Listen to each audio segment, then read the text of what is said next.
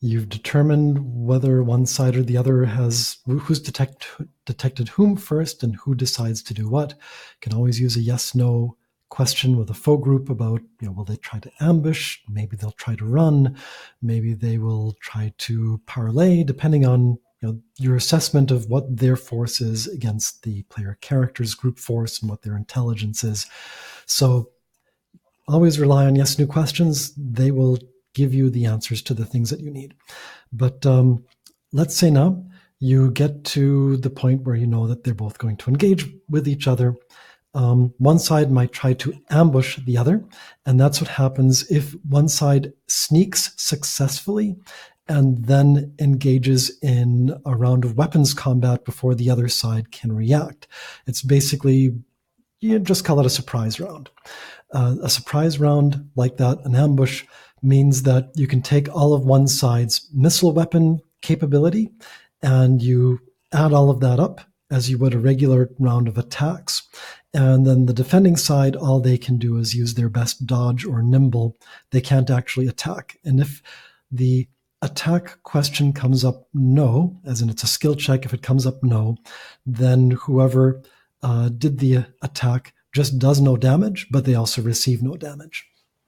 So that represents the ambushed side just defending that round and generally doing it poorly because you just take your single best nimble, shield, or evade/dodge ability, and you compare it against the entire rolled up skill of the attackers that are actually attacking. So you can do that at medium range. You need to make a check before the attack happens.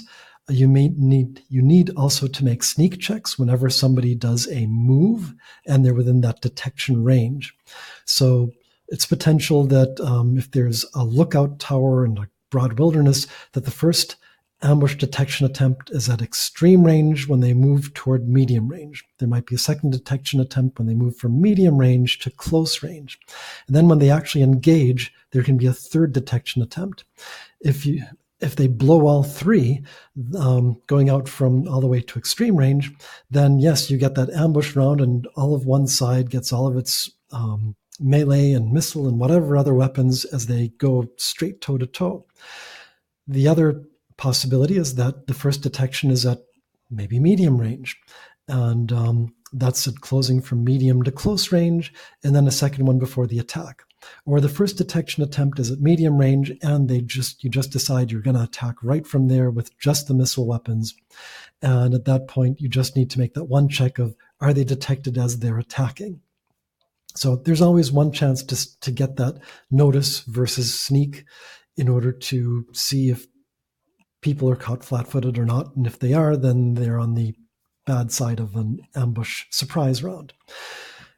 After that, if there is an ambush, usually there isn't, you can engage in regular combat. Again, you can close from extreme to medium to close range. You can retreat from close to medium to extreme range, and then disengage entirely, or can attack or defend, which is just to use your contribute to a dodge. Typically, you only defend if it's really necessary for the group's good. So for an attack, it's just like a skill check with unlimited assistance. You generally take whoever's got the highest score. You have them lead. On missile checks, obviously only people with missile weapons can attack if they're at range. At melee range, only the melee folks can lead. Missile attacks become only support. So what happens is at melee range, your club guy at +1 is still going to lead, even if you have someone at bow +2, because the bow wielding person can only support. So that's, you add up all of your adds, basically saying who's going to lead this attack, and then everybody else is supporting who's participating in the battle. There might be some who aren't participating in the battle, up to you. And then you add up all of that side, all of the other side. You look at the two sides with window dressing and scene qualities and see if anything applies to one side but not the other. Like, let's say goblins in well-lit environment are known to have a disadvantage, or humans in a dimly lit or dark environment are known to have a disadvantage, or one group has big weapons and the other side has got only small arms. And that's where you can then do a little bit of adjusting with a shift here and a shift there to reflect those sorts of combat advantages and disadvantages.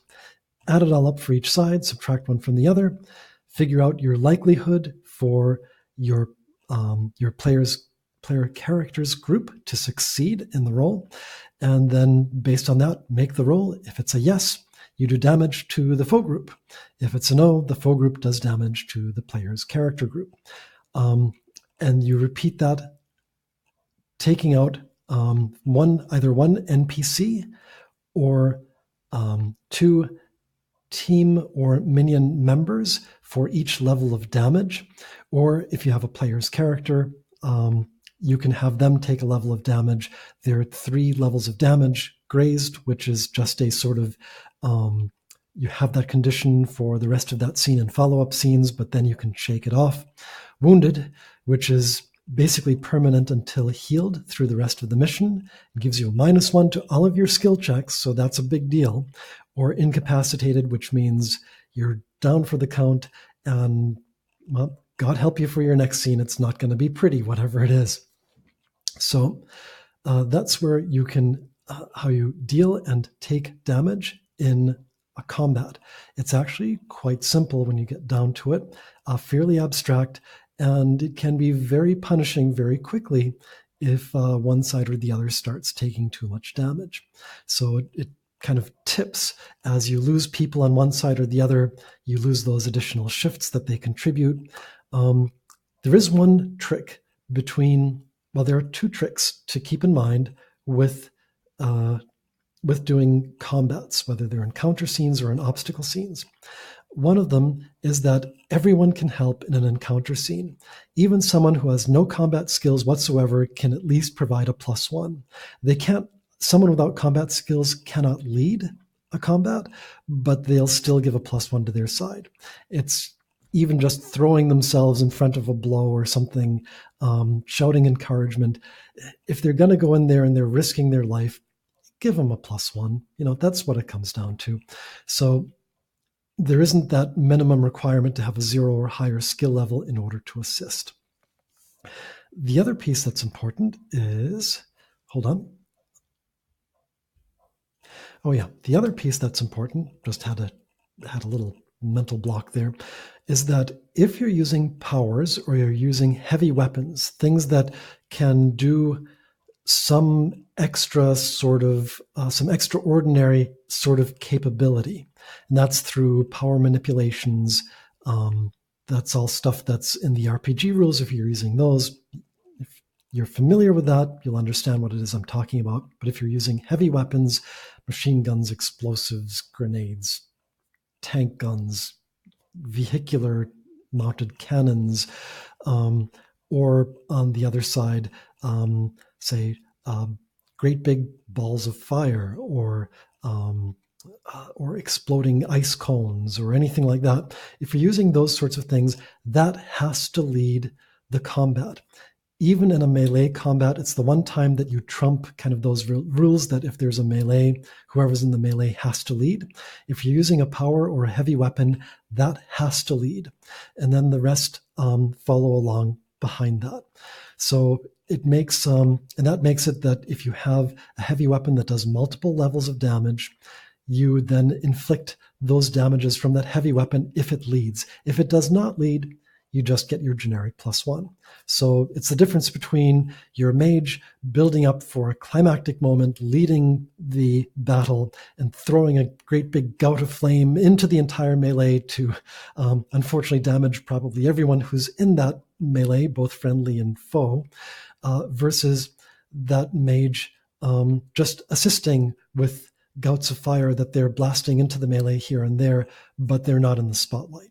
So there are reasons for all of this that get down to the game mechanics. You'll figure it out when you start fiddling with this sort of stuff. But again, generally, ranged weapons, only those with ranged weapons can lead. If you don't know if a foe has ranged weapons or should have or not, just ask a yes/no question. That'll provide your answer.